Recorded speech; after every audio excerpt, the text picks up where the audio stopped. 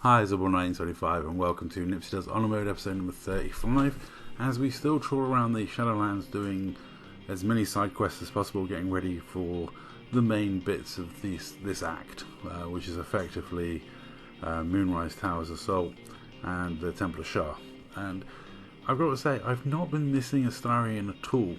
The reason I didn't bring Astarion with me on this one, it was wanting to see what would happen if you don't pick him up, if you leave him. And well, we turn him over to the Gers is what I actually did. And the second thing is, I don't need him because I'm playing a bard that's just as good as, sleight of hand as he is. And also, the last time I did a playthrough, I made him a Gloomstalker Ranger, and every fight I got into just became the same format of Astarion weakening everything and blasting so many arrows into everything, especially arrows of multi-target, with Assassin, Luck of the Far Realm, and yeah, 3 arrows on the first round of combat is just devastating to most encounters, especially with the bonus to hit and the amount of damage he's doing with the Titan String Bow and a Strength Potion or the Club of Giant Strength. Just absolutely ludicrous build. It's just way overpowered. And I felt like it cheesed my way through my last Honor Mode playthrough. So this Honor Mode playthrough, I wanted to make it a little more difficult, have a more melee based party, go with quite heavy melee builds, and also just, not do anything that I wouldn't be allowed to do on my normal in real life Wednesday night games, which I have said before.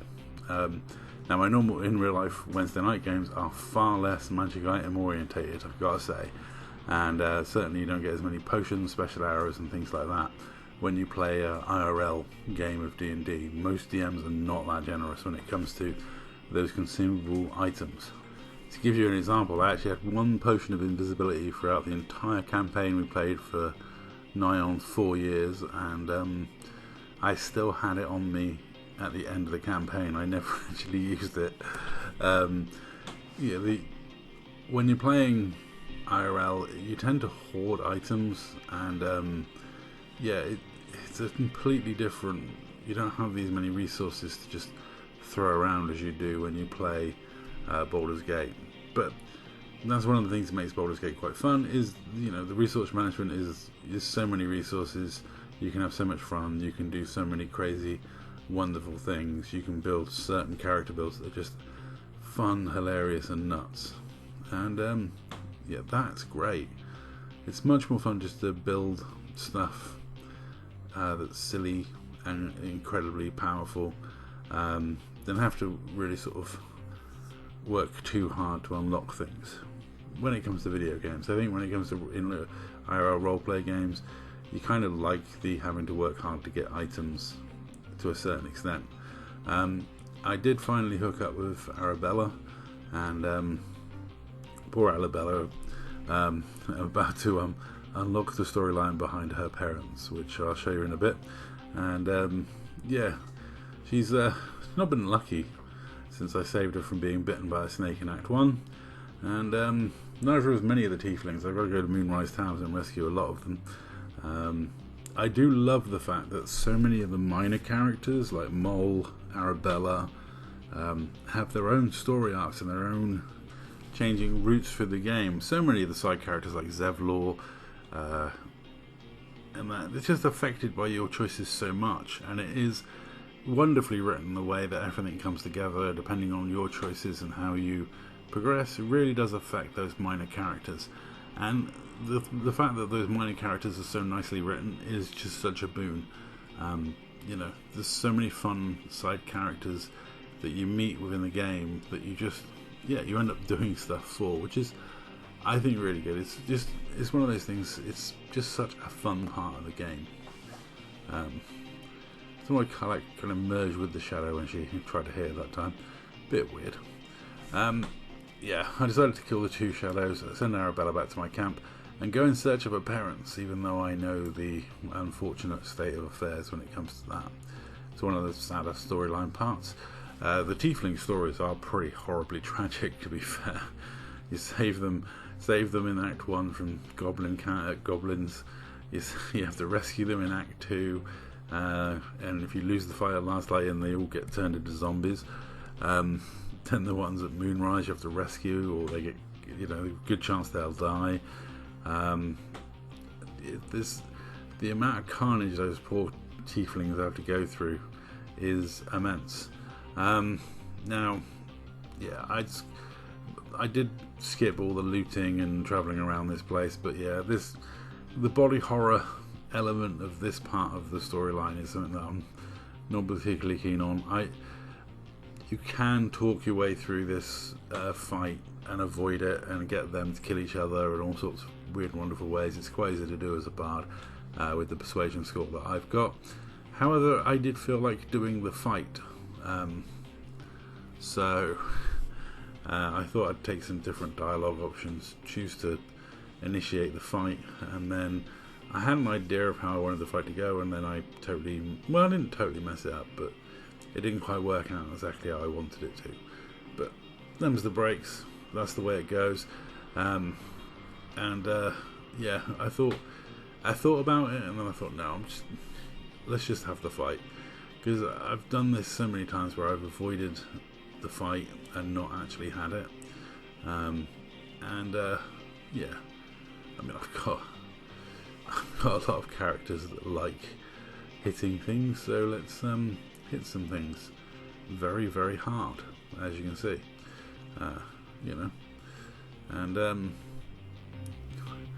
I do start using up quite a lot of potions of speed. Recently I've been really noticing I have been chugging quite a lot of potions of speed lately, but it is handy because it means I can, especially as I'm using Polar Relief, I can activate the sword, and also I can add levels of reverberation to everyone. And Spike Growth is such a good spell in these sort of circumstances. It does so much damage to things.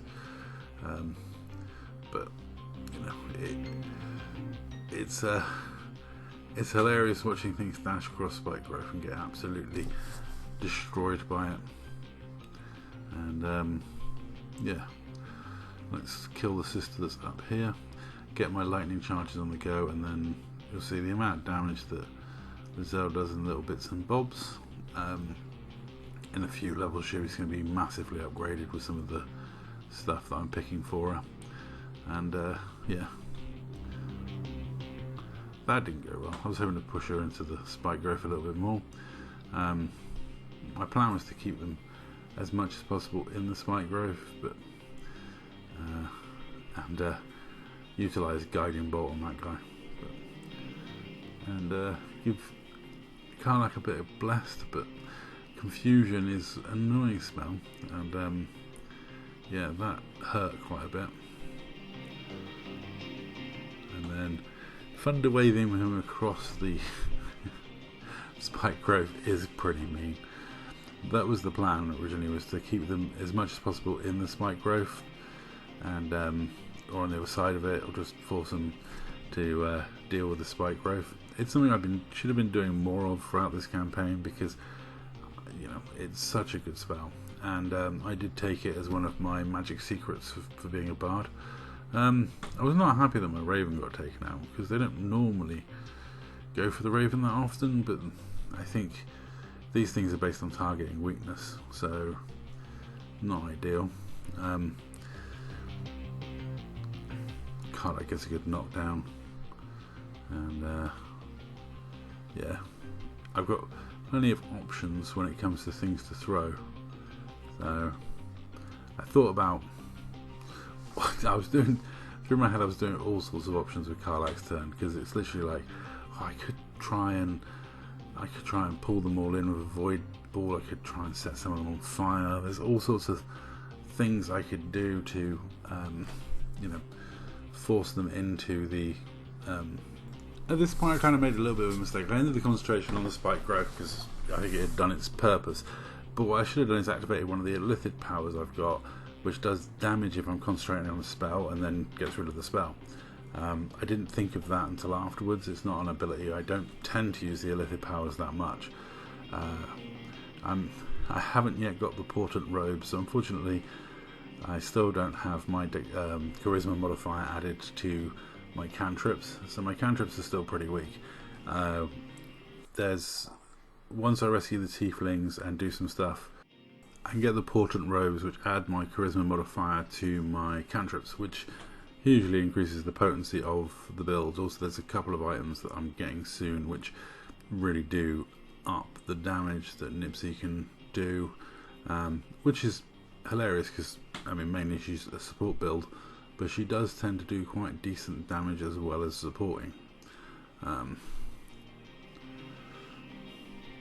I was debating on a lot of things to do, but poor old Shah took a bit of a beating earlier, and poor old Lae'zel's getting absolute crap kicked out of her. So this has been a reasonably awkward fight. I should have taken an antidote, to be honest, because it gets rid of the disadvantage she's suffering. But yeah, I should have, could have, would have. It's not like I'm actually short of them. I've got so many, it's ridiculous. I should have also. There's also a few other things I should have done, because Karlak's got an ability which is really useful regarding water and understanding electricity. You get lightning charges and being immune to electrics. So I should have really sent her in, and then cast Create Water and had Lae'zel and her with lightning charges added in. But overall, this fight didn't go too badly. I mean, yeah, these guys hit hard and they're painful to deal with, but ultimately,